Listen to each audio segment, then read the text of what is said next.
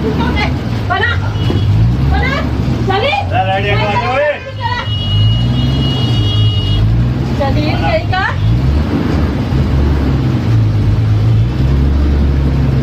बोलो बोलो मैडम, बोलो आप। गाली बोलो। हाँ बोलो। तुम्हारे यहाँ से पुलिस वाले आएंगे तो ऐसे ही होगा। नहीं, ये तुम्हारे घर की बस है क्या? आपके घर की बस है? ये तेरे बाप की बस है। हाँ हाँ, मेरे बाप की बस। और बताओ, है मेरे बाप की बस? हाँ, बोलो ना, कहाँ जा रहे हो? इधर आओ, जाओ ना। शायद अब आपको अंदाज़ा हो गया होगा कि एक ड्राइवर, मार्शल और कंडक्टर के लिए कितना मुश्किल होता है ड्यूटी करना। और जिस तरह से ये महिला कितनी बदतमीज़ी से बात कर रही है, अपशब्द यूज़ कर रही है, तो क्या ड्राइवर, मार्शल, कंडक्टर इनसे बदतमीज़ी करेंगे? जैसे कि अरविंद केजरीवाल ने महिलाओं को फ्री करा है, इनके लिए फ्री सेवा है। ये इस तरह से ड्राइवर और कंडक्टर, मार्शलों से बहुत उल्टी सीधी बातें बोलती है और ये लोग कुछ नहीं कर पाते क्योंकि इनके पास इतने सारे अधिकार हैं। हो सकता है इनकी नौकरी चली जाए और भी इनको बहुत सारी दिक्कत परेशानियों का सामना करना पड़े। तो इसी तरह से हम बात करते हैं। आइए अब हम आपको दिखाते हैं कि ड्राइवर और कंडक्टरों की राय क्या है। तो बने रहिए हमारे साथ, हम वीडियो में। नमस्कार दोस्तों, मैं कमर आलम, न्यूज़ इंडिया टीवी सदैव सत्य के साथ। इस टाइम पर हम जामिया मिलिया इस्लामिया, ये जो 9 नंबर है, जो शाहीन बाग के नाम से फेमस है और पूरी दुनिया इसको जान चुकी है शाहीन बाग के नाम पे। लेकिन यहाँ पर जो ड्राइवरों की हालत है, ये दिल्ली ट्रांसपोर्ट डिपार्टमेंट नहीं देख पा रहा है। जिस तरह से अभी नया कानून लागू हुआ है कि लाइन में बसें चलेंगी और यहाँ पर सिर्फ एक ही लाइन है, और अगर उस लाइन में, जैसे मैंने रात आपसे एक वीडियो शेयर करा था, एक बस ख़राब हो गई तो उसमें आदमी के निकलने के लिए भी रास्ता नहीं बचता है। अगर ये गाड़ी किसी वजह से, किसी ड्राइवर से, किसी गाड़ी से टच हो जाती है तो उसका हर्जाना भी उस ड्राइवर को भरना पड़ता है, और जो बस में नुकसान हुआ वो भी उस ड्राइवर को भरना पड़ता है। और ड्राइवर की तनख्वाह कितनी है, ये बहुत बड़ा मुद्दा है, क्योंकि दिल्ली गवर्नमेंट इनको कितनी पे कर रही है और डिपो प्रशासन इनको कितने पैसे दे रहा है, ये अपने आप में बहुत बड़ा मुद्दा है, क्योंकि इनको इनकी मेहनत का पैसा नहीं दिया जा रहा है। जैसे कि मोदी जी कहते हैं सबका साथ सबका विकास, तो यहाँ पर सबका साथ सबका विकास नहीं है। यहाँ पर भेदभाव हो रहा है। डीटीसी वालों को जो तनख्वाह दी जाती उसका आधा भी इन लोगों को नहीं दिया जाता। इनसे हर जगह पे इनके साथ उत्पीड़न है। रोड पर आ जाइए, डिपो में आ जाइए, हर जगह पर इनके साथ प्रॉब्लम है। हम बात करते हैं कुछ ड्राइवर से, इनकी क्या प्रॉब्लम है। आपका नाम? जोगमंदर। थोड़ा तेज बोलेंगे? जोगमंदर। जी जी। आपका जो आप जो यहाँ पर बस चलाते हैं, ये कौन से रूट की बस है? ये 507 की, 502, 403, 402, वो 274, ये। तो मतलब यहाँ से आप देखिए 507, 402, 403, 463, 274, 5, ये इस तरह की बसें चलती हैं यहाँ पर। और ये इतना बड़ा यहाँ पर स्पेस नहीं, इतना ज़्यादा स्पेस नहीं कि बसें खड़ी कर दी जाएं।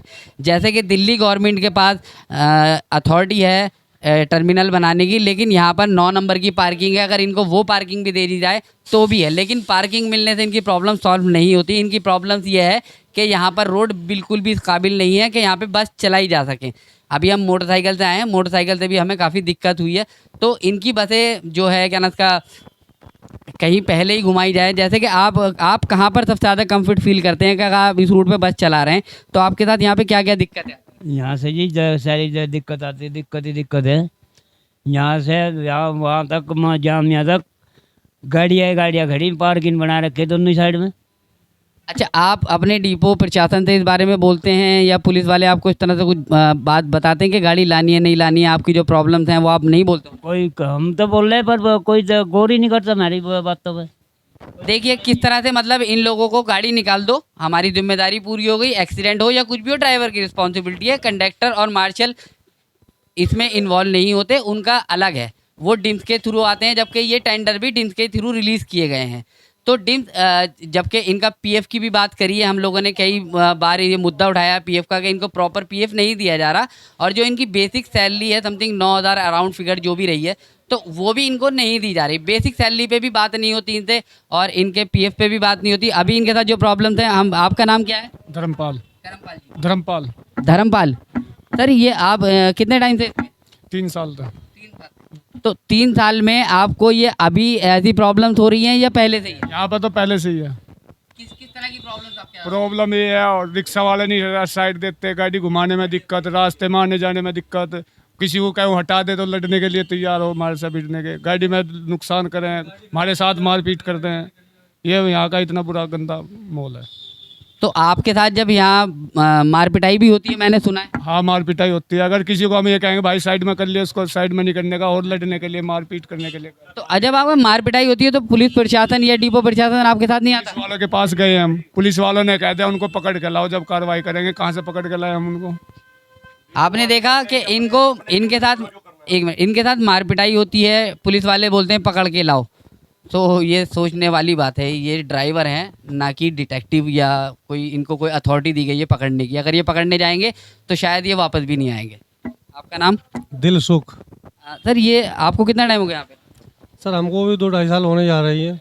हम तो सभी से ये रिक्वेस्ट करते हैं कि नहीं चाहिए दिल दुखाना किसी का, नहीं चाहिए दिल दुखाना किसी का, और सदा ना रहेगा जमाना किसी का, और मालिक के पास नहीं चलेगा बहाना किसी का।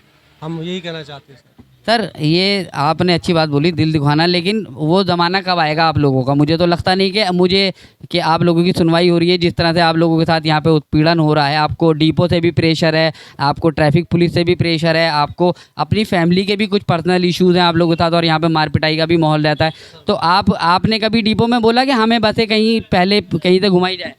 सर हमने क्या बोला था, हम तो उसके पेड़ के नीचे खड़े हुए थे, तो वो साहब जी आए तो साहब जी बोले वो बस किसने खड़ी करी, उन्होंने 2-3 लातें मारी, हम वहाँ से भाग लिए। दूसरा ड्राइवर था वो खड़ा हो गया, उसमें 2-3 रैपट दे दिए। फिर मैं कल वो पार्किंग की तरफ सर चला गया। फिर उसके बाद में उन्होंने टायर की हवा निकाल दी गाड़ी की, दूसरा टायर में लातें मारी, हमें लातें मारी थी, टायर में नहीं मारी थी, और पहिए की हवा निकाल दी थी। उसके बाद में फिर गाड़ी आई हेल्पलाइन, उसको चेंज किया, चेंज करने के बाद सब गाड़ी वहाँ से निकाल। मतलब हेल्पलाइन बस सही करने आई थी, आपकी सहायता के लिए कुछ नहीं आता? नहीं सर, हमारी सहायता के लिए कोई नहीं आया। सर, मतलब बस इतनी इंपॉर्टेंट है, एक इंसान की कोई वैल्यू नहीं है। ये ड्राइवर हैं जो दिल्ली को ट्रांसपोर्ट सेवा प्रदान करते हैं, जिससे दिल्ली चलता है। दिल्ली की ऑलमोस्ट जनता जो है वो इन्हीं बसों में ट्रैवल करती है, क्योंकि मेट्रो भी काफ़ी एक्सपेंसिव है, और पेट्रोल के तो खैर आजकल जो रेट हैं वो सबको पता है। लोग सपने में भी अगर पेट्रोल का नाम ले दो तो उड़ जाते हैं, तो इस तरह से रहता है। तो अंतरप्रीत सिंह, आपको कितना टाइम हो गया? यहाँ हमारे को भी 2-2.5 साल ही हो गए हैं। ये कौन से डिपो की बस है? ये सेवानगर डिपो की गाड़ी है। यहाँ पे जितनी भी बसें आती हैं सेवानगर की आती हैं? हाँ, सेवानगर की आती है। आपका जो डिपो प्रबंधक है, जिसको डीएम बोलते हो आप लोग, तो आपके साथ इतनी सारी प्रॉब्लम्स यहाँ पे हो रही है। मेरे ख्याल से इस रूट के सिवा सेवानगर के किसी और रूट पे इतनी प्रॉब्लम नहीं होगी जितनी जामिया नगर में है। सेवानगर में यही प्रॉब्लम है, मगर यहाँ पे कोई हमारी सुनाई नहीं है। यहाँ पे अगर हम आज भी अगर हमारी किसी के साथ लड़ाई हो जाती है, कोई बात हो जाती है, तो हम डिपो में अगर फ़ोन करते हैं तो हमारी सुनाई नहीं होती। वो ये कहते हैं कि अपने में देख लो, निपटा लो, अगर कोई बात हो जाए फिर वहाँ से फ़ोन आता है, जी हाँ जी हो गया, बात रिक्वेशन हो गई, हाँ जी हो गई, चलो ठीक है जी, कोई नहीं। मतलब आप मतलब हमारे का सपोर्ट कोई नहीं है, हमें कोई सपोर्ट नहीं है पीछे से। मतलब दिल्ली सरकार जिस तरह से दावे करती है कि फ्री पानी, फ्री बिजली, फ्री सेवा, ये लोग काम करते हैं, इनको उसका पैसा नहीं मिलता है, और इनको उसके बदले लाते घूसे खानी पड़ती है। सारा दिन हम गाड़ी चलाते हैं, कोई वो नहीं, हमारा वैल्यू नहीं है। हमारी 16,000 सैलरी है, ठीक है। मार्शलों की देख लो, मार्शलों की 24,000 सैलरी है, 25,000 सैलरी है। सीधा वो कर रहे हैं।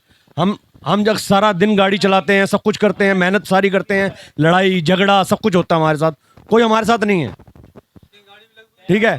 कोई यहाँ पे यही नहीं है, वैल्यू नहीं है। अगर तुम्हारा सिर भी फूट जाता है तो आपको कोई पीछे से सपोर्ट नहीं है आपकी, आप पट्टी भी जाके खुद करवाओगे। तो आपका मेडिकल तो होता है ना? मेडिकल वगैरह बना के दिया हुआ है, पकड़ो जाओ और काम कराओ, एज ए फॉर्मेलिटी। मतलब हाँ, फॉर्मेलिटी है। जैसा कि मैं अभी कुछ दिन पहले एक वीडियो में डाली थी, उसमें मैंने जिक्र करा था कि जब कोई कंपनी किसी को टेंडर देती है, कोई भी कंपनी खड़ी होती है, तो उसका एक प्रावधान होता है कि गवर्नमेंट को ये स्पष्टीकरण देना होता है, ये भरोसा देना होता है कि मेरे पास अगर 50 से ज़्यादा लोग वर्कर हैं मेरे, तो उनकी सिक्योरिटी मेरी जिम्मेदारी है। तभी भारतीय सरकार, भारतीय गवर्नमेंट उसको ये टेंडर रिलीज़ करती है। लेकिन यहाँ पर इनकी कोई सुनवाई नहीं हो रही है, किसी तरह से इनको लावारिस छोड़ देगा। और इन बसों का तस्वुर भी आप अगर करें ना एक ड्राइवर के लिए, जैसा अभी भाई ने बोला मार्शल, तो वो तो खैर चलो रोज़गार अगर सरकार बना रही है तो अच्छी बात है, मार्शल रखे जाएँ, कंडक्टर रखे जाएँ, ड्राइवर रखे जाएँ।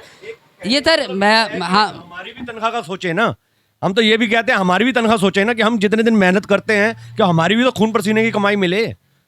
मतलब दिल्ली सरकार जो है भेदभाव कर रही है यहाँ पर डीटीसी और क्लस्टर डिपार्टमेंट में, जबकि रूल दोनों के बराबर हैं। ये स्टैंड पंच करते हैं, डीटीसी वाले पंच नहीं करते, इनके पैसे कट जाते हैं और डीटीसी वालों को तनख्वाह भी ज़्यादा दी जाती है। अगर इन बसों की बात करें तो डीटीसी इनके मुकाबले एक तरह से ये रहता है, ये ग्रामीण सेवा और डीटीसी मर्सिडीज़ इसी तरह का ये रहता है।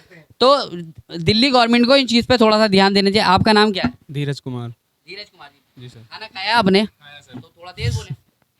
हाँ जी सर। मैं क्या, आपकी प्रॉब्लम क्या है? आप खुश हो इस ऐसे चलाने से?